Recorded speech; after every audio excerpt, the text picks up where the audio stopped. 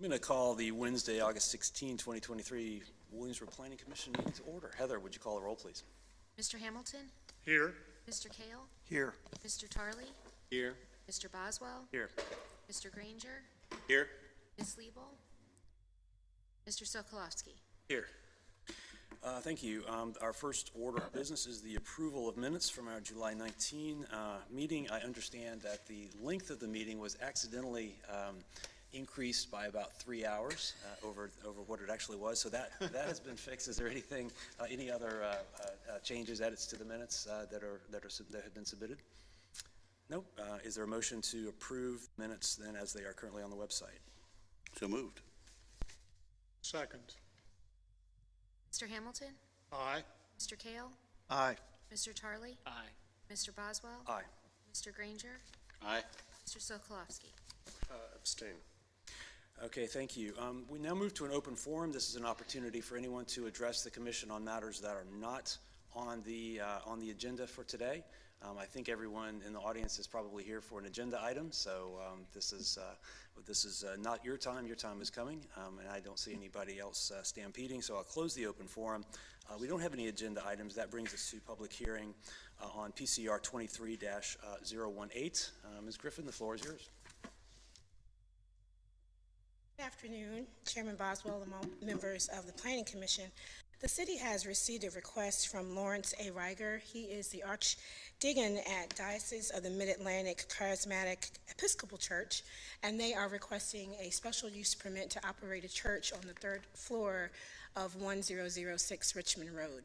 The owner of this property is Prometheus Investments, Incorporated, and the location is at the corner of Matoaka Court and Richmond Road. The property's size is approximately 0.796 acres. The comprehensive plan land use designation is mixed use, and the zoning district here is the LB2, or the Limited Business Neighborhood District. The church would, like I said, operate only on the third floor. This is approximately 2,789 square feet, and of this space, about 1,600 square feet would be used for the worship and gathering space.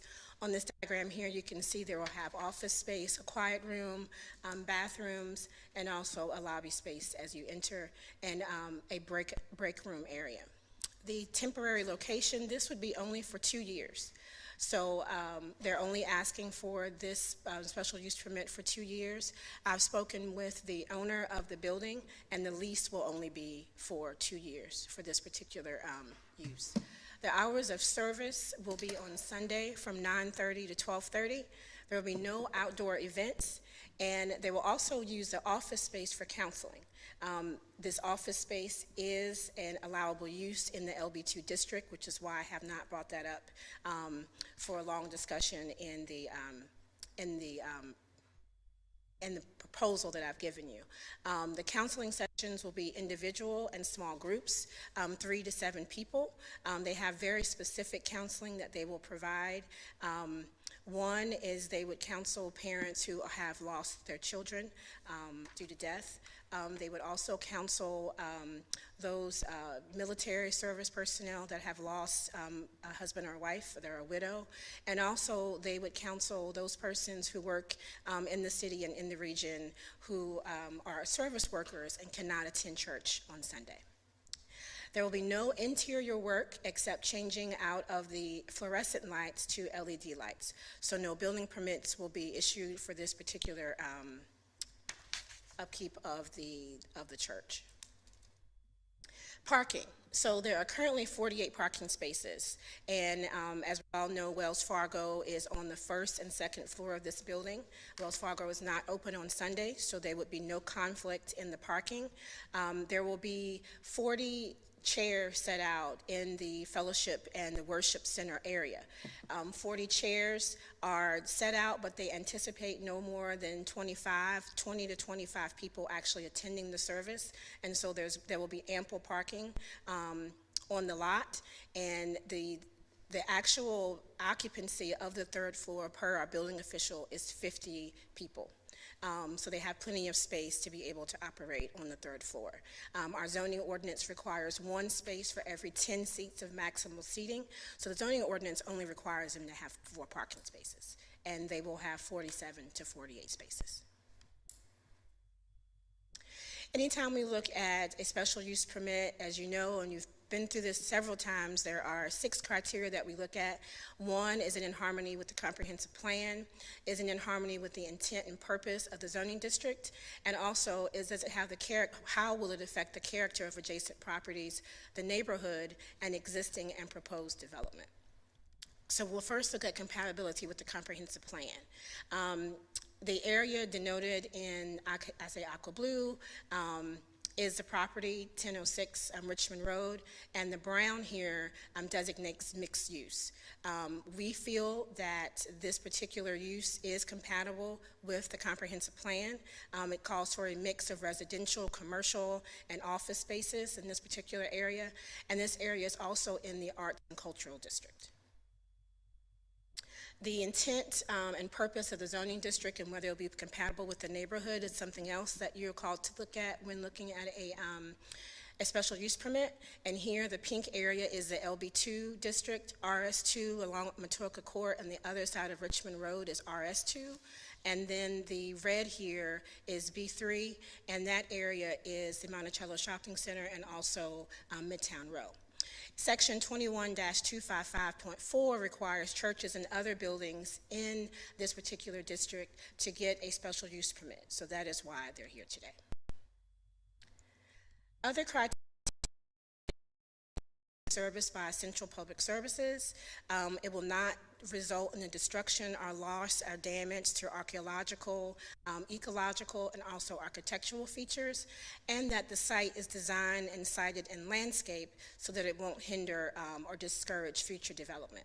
Of course, this building has been here for since the 1970s, and so has a Central Public Services. Fire, police, roads, everything is here, so there's no issues with public services. There's no destruction or loss or damage to any ecological or architectural or archaeological features. All the work, well, the entire use will be inside of the building. And then there's no changes, so we're fine with the site being designed in landscape. There will be no changes to the exterior. Because of that, staff is recommending approval of the special use permit.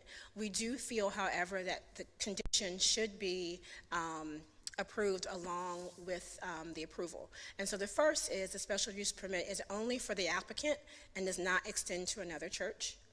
The operation of the Diocese of the Mid-Atlantic Charismatic Episcopal Church at this location will cease after 2 years from the date of approval of City Council.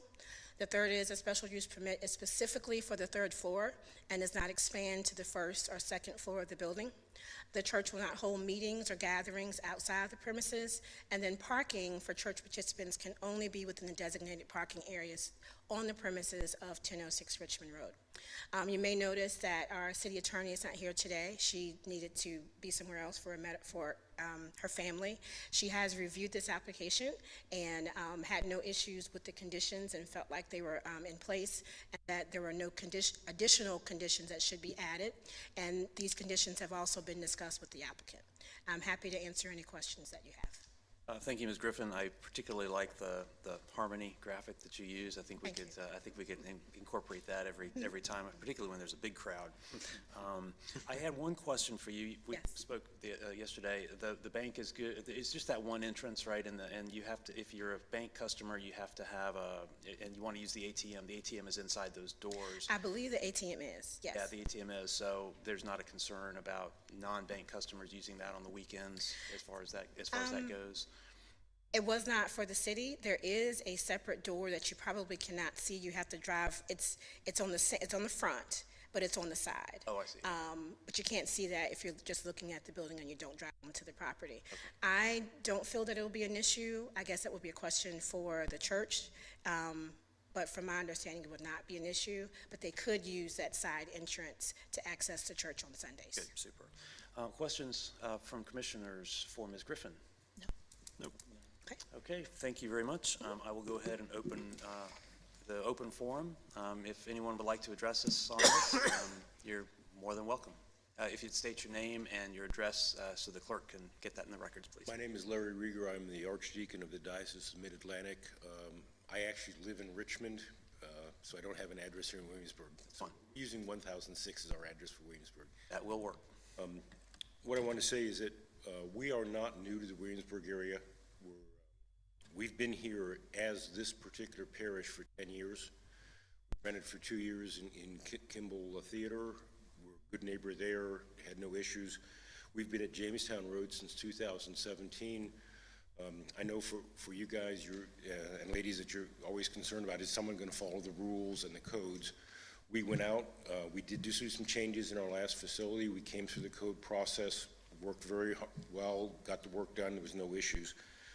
But I would like to say that, we are good neighbors. We'll use the permit process if appropriate, but we also contribute to the community.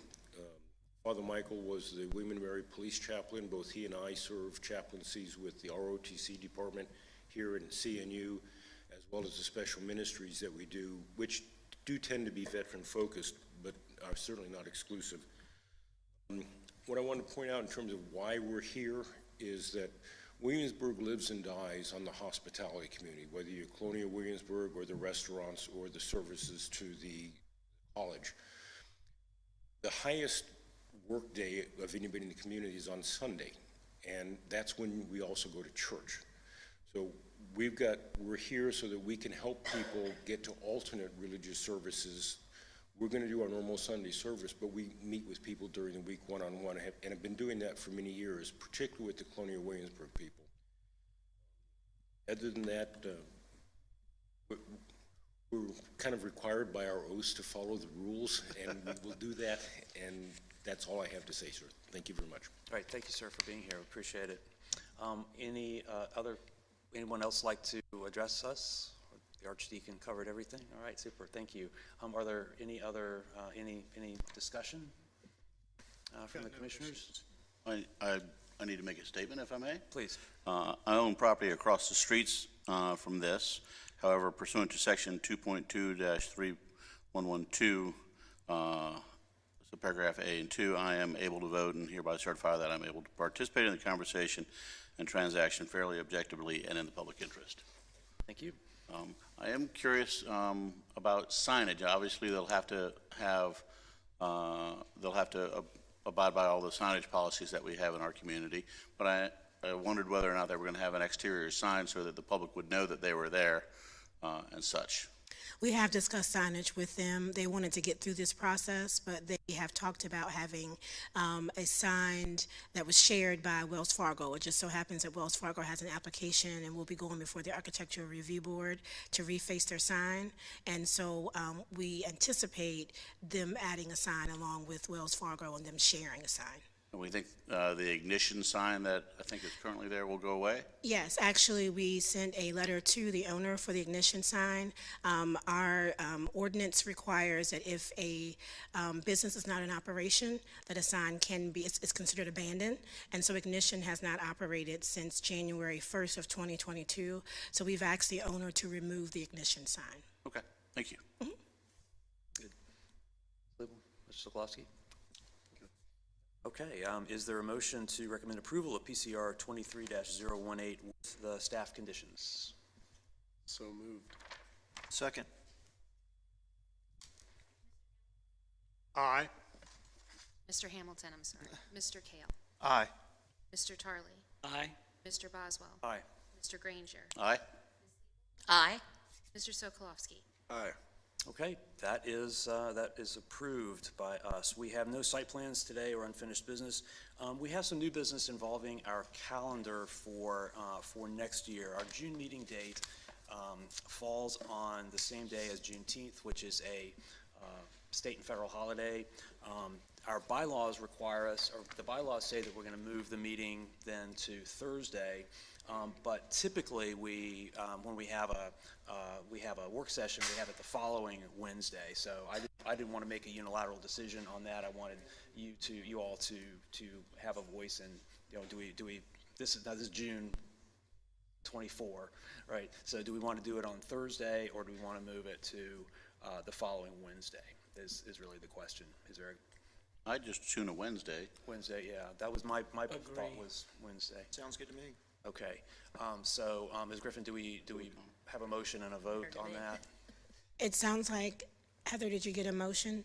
It would be Wednesday, June 26. 26. 26th. Okay, is there a motion to amend our 2024 calendar to move our June meeting date to 3:30 PM on the 26th? So I moved. so move. I so second that. Mr. Hamilton? Aye. Mr. Kale? Aye. Mr. Tarley? Aye. Mr. Boswell? Aye. Mr. Granger? Aye. Ms. Liebel? Aye. Mr. Sokolowski? Abstain. Okay, thank you all. We're going to dispense with commissioner reports because the commissioners have not been particularly active in the other boards and committees, and so we're going to move to matters of special privilege.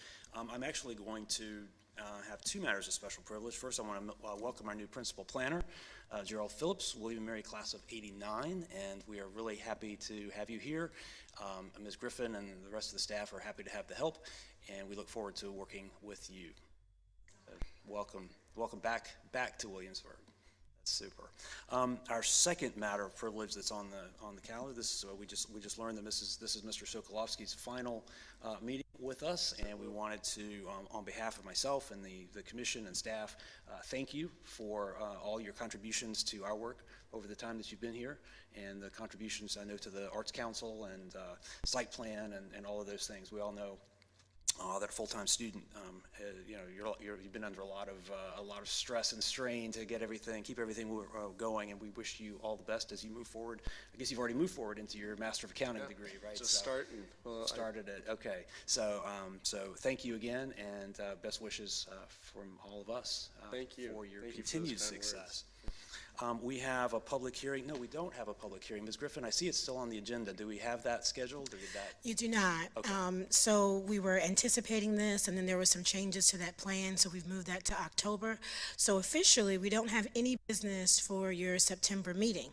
Now, the Site Plan Review Committee, however, will have two things that they need to look at, but the entire Planning Commission doesn't have anything on the agenda for September. Thank you for that. We like. I don't know if I had anything to do with it, but you're welcome. Yeah, well, maybe you did. I don't know.